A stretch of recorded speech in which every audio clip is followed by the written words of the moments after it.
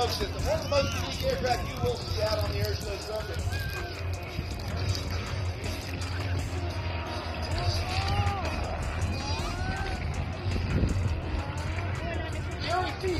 Jerry Thiessen. Please come over to the announcement stand.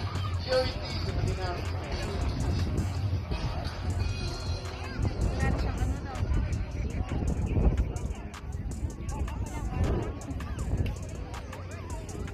Usok.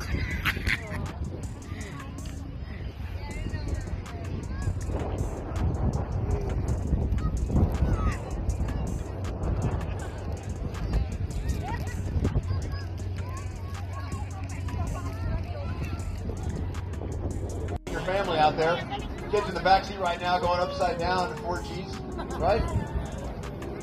You just don't expect to see this aircraft doing loops and rolls. They're very, very, very capable. It's really gained popularity as a sport plane, and a lot of people in North America have imported the aircraft. As I said, 6.5 positive Gs and -3 negative Gs. So we're talking negative Gs. If you took your chair that you're sitting in right now and strapped you to that chair and turned you upside down, held you in the chair, you'd be at -1 G. Now, if I took that chair and started slinging you around, so it feels like you're going to go flying out of the chair, that's when you start moving to 1.5, 2, 2.5, 3 Gs. 3 Gs feels like you're really going to have a really bad headache, and this plane can do it. Richard's showing off the basic maneuvers, loops, cube and eights. Roll rate right there, the rolls by show center. The cube and eight, everybody hears the story of the cube and eight. So what is a cube and eight? We'll show you that a little bit later here, but he's going to pretty much transcribe a sideways 8 in the sky. I'll tell you the history of that goes back to the mid-1930s. This Yak 18 is designed as a civilian aircraft in the late 60s. Unlike a lot of aircraft that use hydraulics, the Russians went with a different system. They use compressed air for starting the engine, for the starter, for raising the landing gear, for moving the flaps, for your brakes. Richard, showing you the beautiful 4-point roll.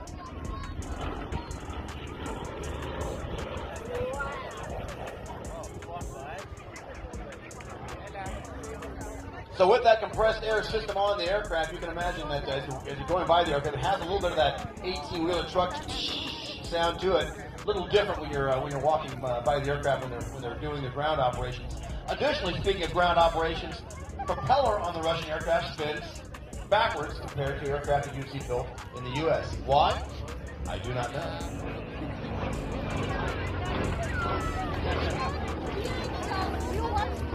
Taking it through the 8-point roll, there's 4, 5, 6, 7, and 8.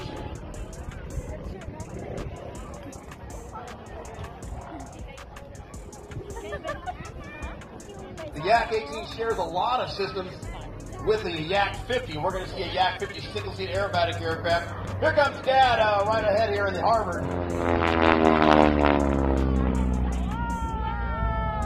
You get that little crisp sound that goes by, that little popping sound. That is not the exhaust. That is actually the sound of the propeller tips. They're moving so fast, the propeller tips are going supersonic, and you're getting a small little sonic boom coming off the T6. So when you hear that sound, again, right there, that real crisp, ear-piercing sound is the sound of the propeller tips going supersonic.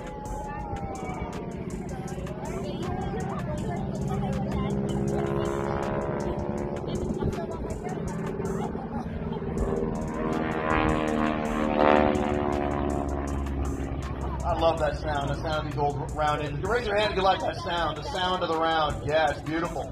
It is beautiful. We're going to hear a lot more. But look, we're taking the hammerhead. So we call that the hammerhead. They bring the aircraft up, slam in full left rudder, brings that wing down like a hammerhead falling on down. And it's a real quick way to turn the aircraft around for aerobatics.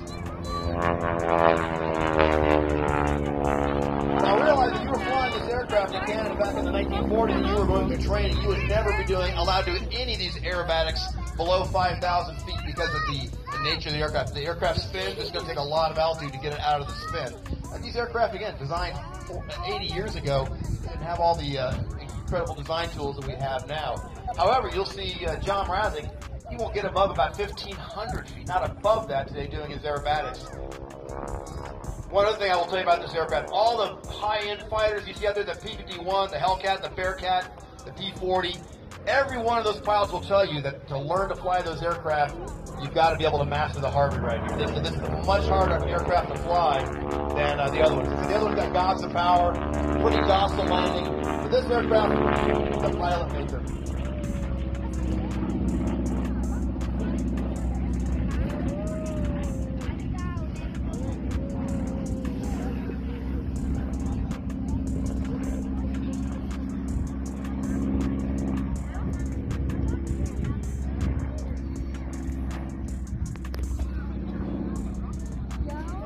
There's about 800 of these aircraft flying, whether it's the Harvard, the S&J, as the U.S. Navy would call it, or the T-6, as the U.S. Air Force or Army Air Corps would call it.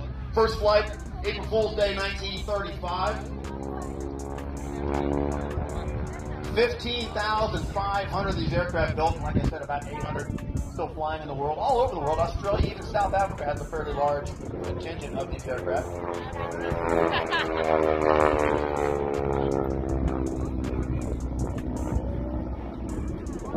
It weighs in at just under 3 tons, putting out about 600 horsepower on that Pratt & Whitney engine.